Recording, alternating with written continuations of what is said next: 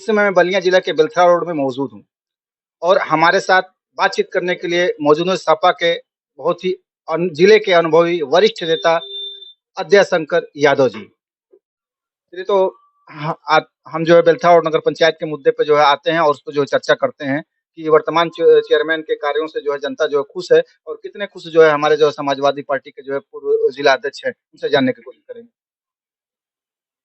देखिए, आप पत्रकार लोग हैं और आप लोग तीसरी आंख हैं।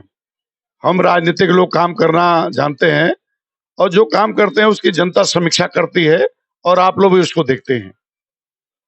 किसने काम किया नहीं किया ये भी आप सब पता है। बेलतरा रोड नगर का जहां तक मामला है, चाहे वो सड़क हो या बिजली के पोल आपको जो दिखाई दे रहे हैं या हाई मार्क्स के जो पोल दिखाई दे रहे हैं या सौर ऊर्जा के जो दिखाई दे रहे हैं, इसमें जो भी पैसे आए हैं ये समाजवादी सरकार के पैसे हैं। आजम साहब माननीय अखिलेश यादव जी की सरकार के कैबिनेट मंत्री थे, नगर विकास मंत्री थे और उन्होंने पूरे प्रदेश की टाउन एरिया को, नगर पालिका को और नगर महापालिकाओं को, और उन्होंने दोनों हाथ से पैसा दिया उनके विकास के लिए और लोगों ने विकास किया। उसी में बेलथरा रोड भी है बलिया का। और बेलथरा रोड में कई तरह के लोगों ने कहा, कोई 75 करोड़ कहा, कोई 77 करोड़, कोई कहा कोई 78 करोड़ कहा, कहना ये मुझे आंकड़ा पता नहीं क्या है, लेकिन जो भी पैसा आया वो सब हमारी सरकार का है, समाजवादी सरकार का है। और समाजवादी सरकार ने दे करके बेलथरा के चतुर्विधिक विकास को अमली जमा पहनाने का काम किया है। चाहे वो आपकी ये रबर की सड़क हो, ये समाजवादी सरकार की हो, चाहे चंद्रशेखर उद्यान हो, डाक बंगले में जो जिला पंचायत डाक बंगले में चंद्रशेखर उद्यान हो, ये समाजवादी सरकार का हो, समाजवादी सरकार का है। और चाहे ये मलिन बस्तियों में जो आपने जीर्णोद्धार देखा है या सुंदरीकरण देखा है, इनको देखा है, तो ये सभी काम समाजवादी सरकार के जमाने के का बजट है, पैसा है और जो कार्यदायी संस्था है उसने काम किया है।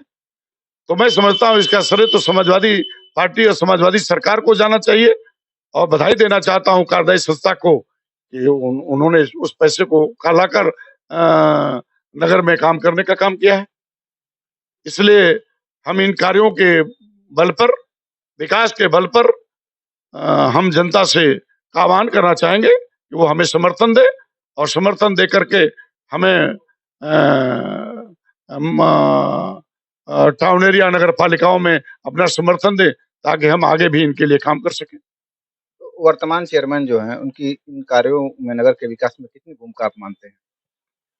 नहीं, वर्तमान चेयरमैन तो वही जब चेयरमैन है तो बजट तो जो सरकार ने लखनऊ में बैठी हुई सरकार ने जो बजट दिया तो सीधे सीधे कार्यदायी संस्था को आएगा और कार्यदायी संस्था टाउन एरिया अगर है, इनको कार्यों को देखते हुए जनता ने इनको दोबारा भी मौका दिया है।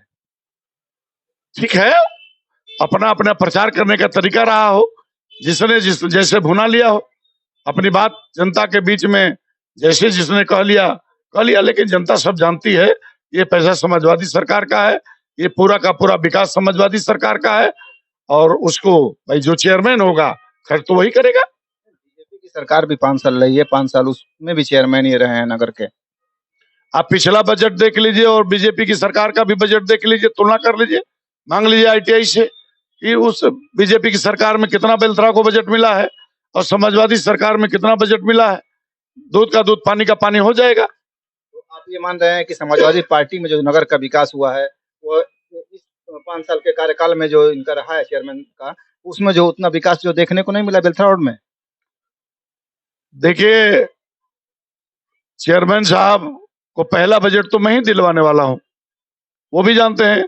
62 लाख रुपए का एक सादा पन्ने पर उन्होंने एक आवेदन किया था जब माननीय आजम साहब मोहम्मद रिजवी साहब के घर किसी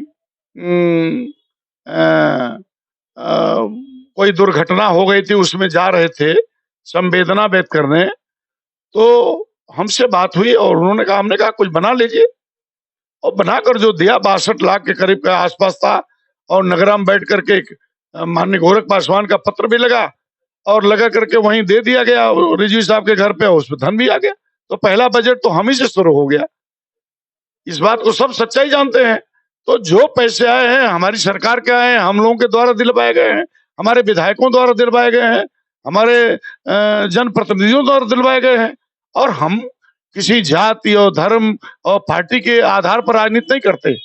हम बेलतरा के को एक खूबसूरत बेलतरा देखना चाहते हैं, एक सुंदर बेलतरा देखना चाहते हैं, एक स्वच्छ बेलतरा देखना चाहते हैं, एक साफ बेलतरा देखना चाहते हैं। हम चाहते हैं कि पानी की सप्लाई ठीक हो, यहाँ बिजली की सप्लाई ठीक हो, यहाँ लाइट का इंतजाम ठीक हो, अंधेरा मिटे, गलियां साफ हो, कूड़ा न रहे, ये साफ सफाई, इन तमाम चीजों को देखकर जो वंचित लोग हैं, जिनके पास घर नहीं है, उनको आवास मिले, जिनके पास जमीन नहीं है, उनके आवास के ऊपर भी आवास मिले। तो जिनको बूढ़े लोग हैं, वृद्धा लोग हैं, विकलांग लोग हैं, विधवा लोग हैं, उनको पेंशन दिया जाए। तो ये सारी सुविधाएं दे करके और उनको भी खुशहाल बनाया जाए और खुशहाल बना करके बेलतरा को एक तोहफा दिया जाए। ये समाजवादी सोच है। जिस तरह से आपने जो है ये जो बेलथरा रोड नगर पंचायत में जो कार्य हुए हैं, समाजवादी पार्टी सरकार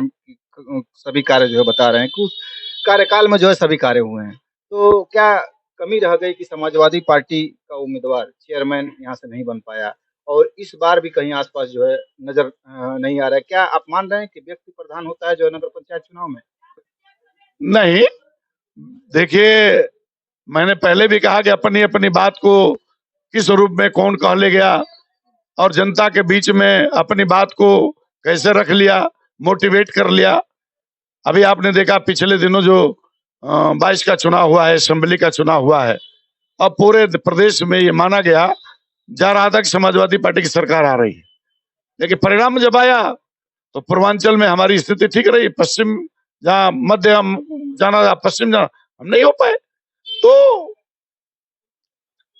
कभी कभी जो आदमी अपनी बात को जनता के बीच में कह ले जाए, मोटिवेट कर ले जाए, अपनी योजनाओं को गिना ले जाए, अपनी उपलब्धियों को गिना ले जाए, हो सकता है कि हम अपनी उपलब्धियों को जनता के बीच में मजबूती से नहीं उठा पाए, हम अपने उन मुद्दों को नहीं उठा पाए, बता नहीं पाए, समझा नहीं पाए। तो समाजवादी पार्टी इस बार निकाय चुनाव में इस उन सब बातों से कुछ सीख लेकर के आगे बढ़ने वाली है और जो बेलथरा और नगर पंचायत चुनाव उसमें क्या जो है उसका प्रदर्शन रहेगा, इस पर क्या मान रहे हैं आप?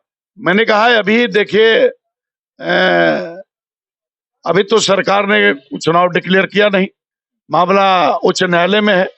माननीय उच्च न्यायालय का जो फैसला आएगा उसके बाद चुनाव की तिथि घोषित होगी।